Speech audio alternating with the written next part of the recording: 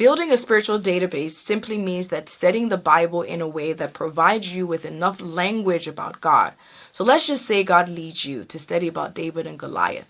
It's a powerful story of how a young shepherd boy was used by God to defeat a giant. If you were to study the story, you'll probably come out of the story feeling like with God you can be victorious, or feeling that God prepares you in the dark for the assignment you have to do in the light, because David had killed lions and bears in the forest when no one was watching, and before he even killed Goliath, when everyone was watching. So in building a spiritual database, you take it a step further. You want to understand what made Goliath a giant. What other giants are in the Bible? Are these giants similar to Goliath? How were they destroyed? How were these giants created? Did these other giants have weak points? Did Goliath have a weak point? Why did David's stone knock Goliath out? And how many times have stones been used in battle in the Bible? Was David the first one to use a stone? What's the significance of stones in the Bible? You see? Do you see how far and deep it can go?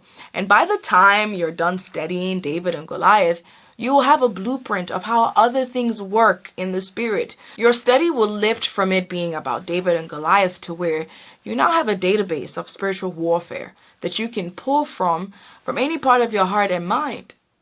You now have more information to use.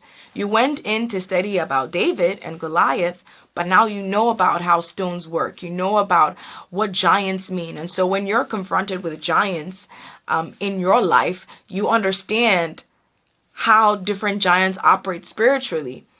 You can go back to things that you read. You can go back to things that you studied upon. So that's how you start to build a spiritual database in your Bible study. So it's not just, oh, David and Goliath killed the giant. Oh, cool, Bible close. But now you really search deeper and give yourself language. So wherever God leads you to study, take your time and pick it apart.